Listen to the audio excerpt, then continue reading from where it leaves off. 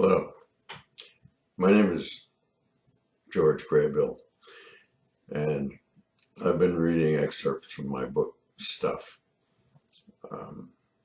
You can find other excerpts on YouTube.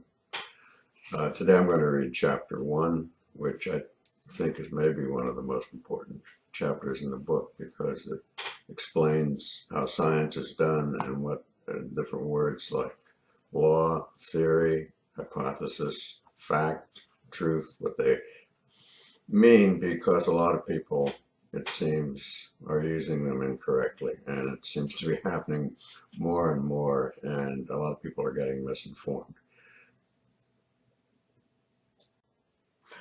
This is the cover of the book.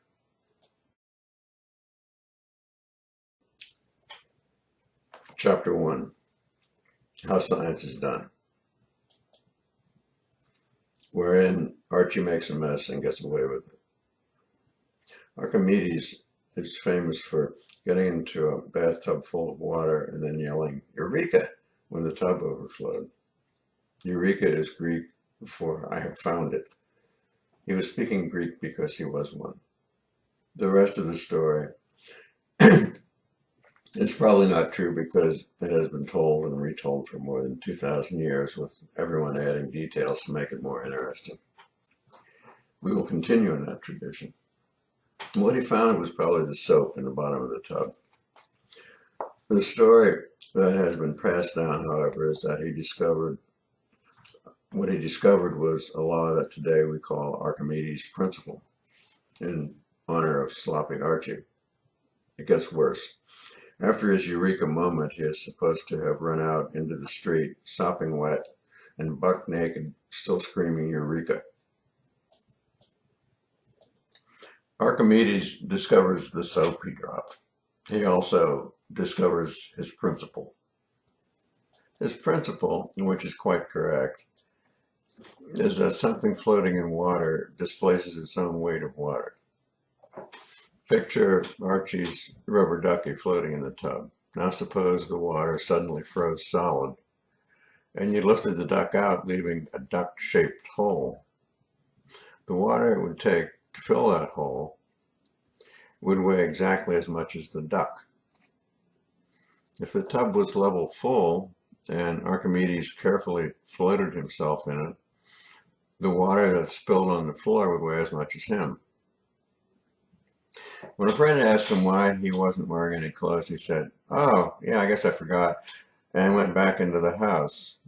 His mother met him at the door and said, "Archie, who's going to clean up this mess?"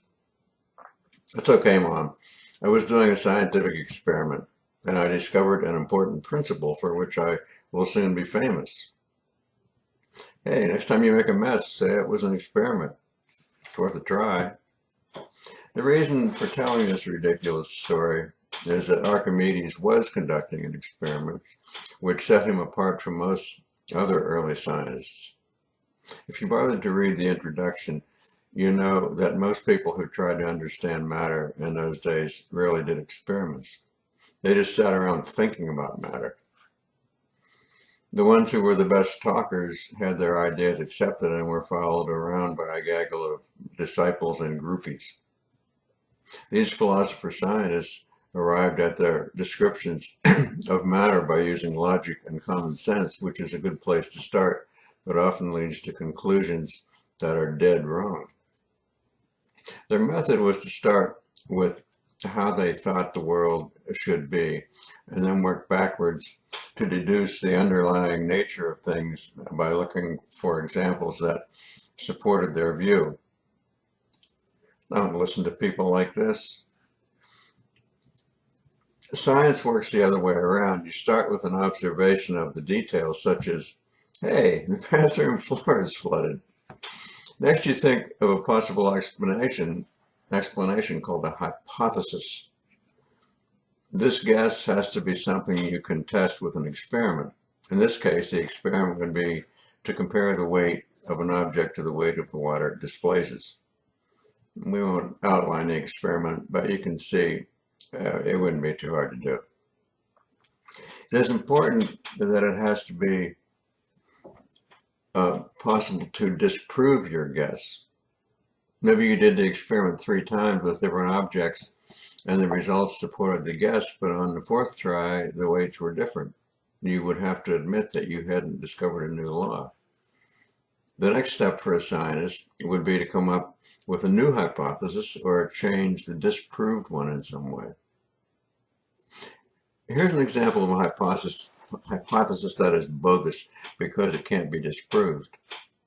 You observe that you are never attacked by zombies when you wear a yellow shirt. You propose a hypothesis that the color yellow wards off zombies. You can't disprove it just by saying it is ridiculous. You need to find some zombies.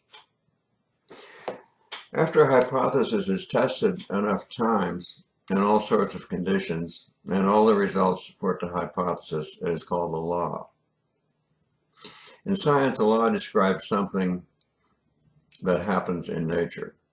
A law tells how something happens in a certain way and states that it always happens the same way under a given set of conditions.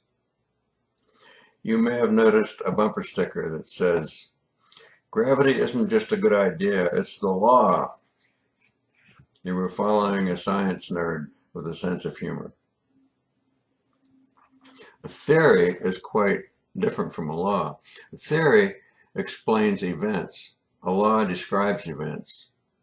Archimedes' Principle is a law that describes things floating in water. Gravitational theory explains why floating things displace their own weight of water. The law of gravity describes falling out of bed. Gravitational theory explains that you fall out of bed because the stuff in your body is attracted to the stuff our planet is made of. An idea must be tested many times before it's considered a theory. Another important test of a theory is its ability to make predictions. Yogi Berra said, "It's tough to make predictions, especially about the future." Yogi was not a scientist. A theory is also very different from what most people think it is. For example, people often say that Darwin's theory of evolution is just a theory. What they mean is that it is just a hypothesis. Wrong. Darwin's theory was the result of testing a hypothesis he made sometime around 1840. When people say something is just a theory, it's okay to stop listening to them. Now we can see why real science took so long to get started. Most people who studied the nature of stuff in ancient times never got past the hypothesis step. Also, their hypotheses were mostly pure drivel because they were based on ideas bouncing around in philosophers' heads rather than on observations. But cut them some slack. They didn't test their hypotheses because they had lousy equipment. What they needed most was good measuring tools. When they said something was a foot long, they didn't mean it was exactly 12.00000 inches. They meant it was as long as their foot. Archimedes could test his hypothesis because measurements of weight were accurate enough for what he was doing. Many centuries passed after Archimedes' bath until measurements of weight, length, and time were accurate enough to begin unraveling the mysteries of stuff. You will be able to understand what scientists are saying much better if you nail down the meaning of the following words. Fact. A fact is something that no one would argue with and is usually based on an observation. Example, it is a fact that I have 5 toes on each foot. If you have some other number of toes, please don't take it personally. Hypothesis. A hypothesis is one possible explanation of observed facts. It is a little more than just an educated guess because it must lead to a prediction of experimental results. The hippopotamus is forming a hypothesis. Law. A law describes a type of event in the world. Laws come from hypotheses that have been supported by a lot of experiments. Theory. A theory explains why a type of event happens and predicts future events. Truth. If you're standing up, you should probably sit down. You may find the truth about truth very disturbing. The goal of science is not truth. Experiments sometimes disprove hypotheses, laws, and theories, but they never prove them to be true. Experiments only support ideas. You can never do the last experiment. You can never test everything in the universe. It is always possible that the next test will reveal your theory to be total garbage. Math has real proofs. Science has not yet disproven this. I'm sorry, but you had to hear this sometime. There's a much more cheerful way to put this. Scientific understanding is constantly changing, like a living thing. If anything resembling truth exists in science, it is constantly shifting, changing, and most importantly, growing. New theories arise from old theories. Science is advanced by people who are willing to change their minds. Most people find it comforting to have a set of core beliefs to rely on. They can face the world with their feet firmly planted on solid ground.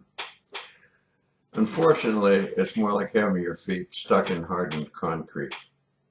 Successful scientists swim freely in a sea of ideas, accepting and discarding them in the way that best advances understanding of the natural world. Truth that is fluid is more useful and a lot more fun. Finally, some thoughts about what has been called the scientific method. Some people may think that science is always done in the same series of steps from observations to conclusions. That is a general direction, but the steps are not that rigid. Scientists don't carry around a little card with a checklist. 1, observe. 2, question. 3, hypothesize. 4, predict. 5, experiment. 6, analyze. 7, conclude. 8, eureka! Steps are sometimes skipped or rearranged. Scientific studies often go in circles, returning often to revise the hypothesis, then tweaking the experimental procedure. Very often, even widely accepted laws and theories need to be revised. Science is never finished. That's the end of chapter 1. If you want to see where you can buy the book, reduce the size of your screen so that you can scroll down and you'll see a link you can click to the place on Amazon where the book can be bought in as either an ebook or paperback. Thank you.